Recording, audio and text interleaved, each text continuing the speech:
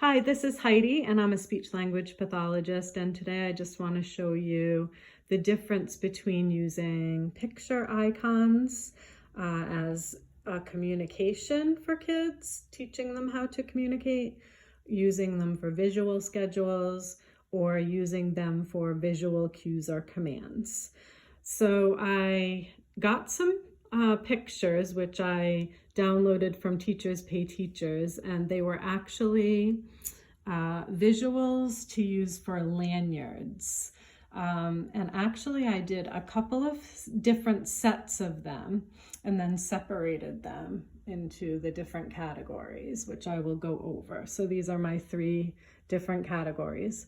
I'll start with the pictures that I'd like to use for teaching kids how to communicate using words combined with pictures.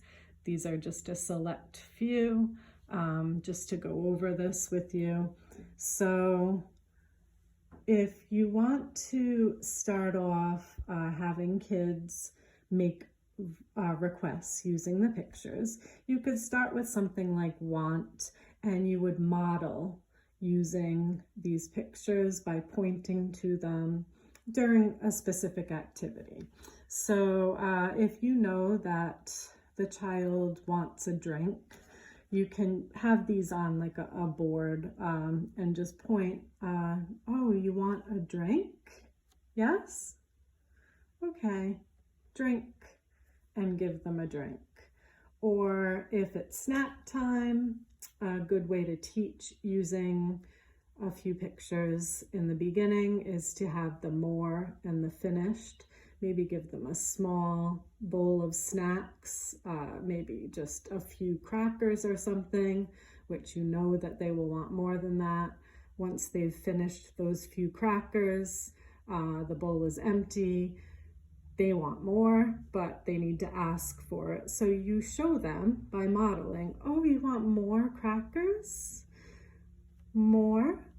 And then you would get them more crackers, just so you're modeling using the pictures and the words. And the hope is that they will begin to realize that they can use the pictures as well to make these requests. You can have them be very specific. For instance, if it's a child who doesn't like loud noises, you can actually point to the picture. Oh, is that sound too loud? Is the music too loud? Yeah, we need to turn it down, turn the music down. So they're getting an idea of, oh, if I point to this picture, it lets somebody know that they need to turn it down or it's too loud for me. So these are just a few ways. Another one is some greetings, hello and goodbye.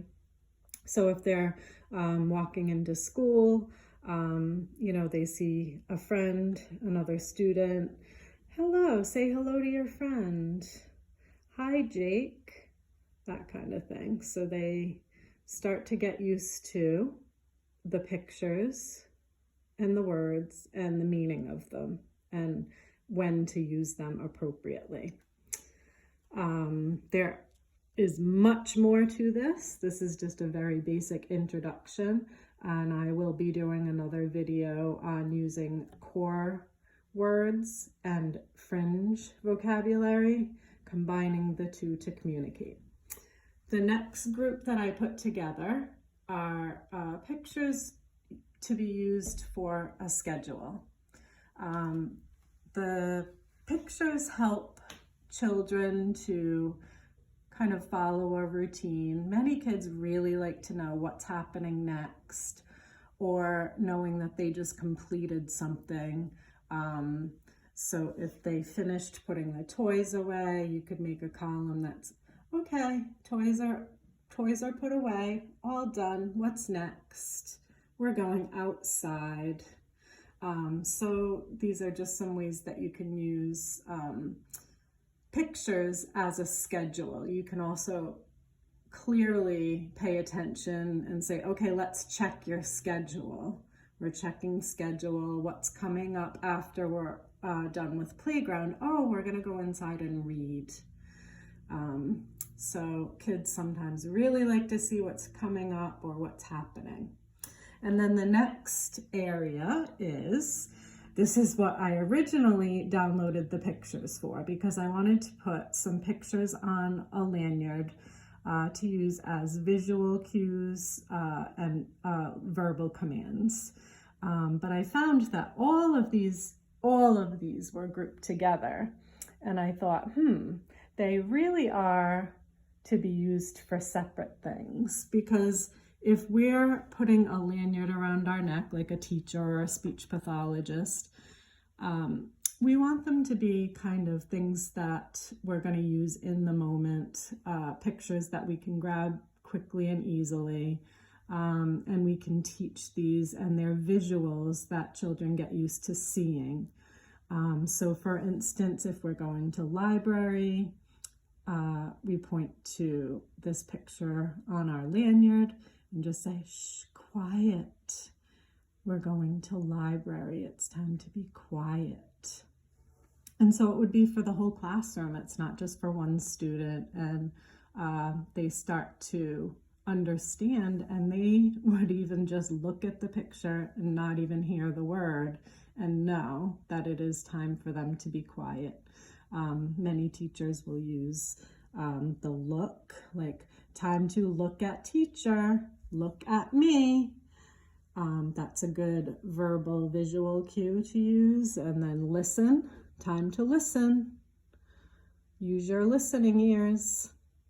So these are just some good ways of using pictures in different ways to help children to either communicate something, to follow a schedule, and to follow some verbal and visual commands.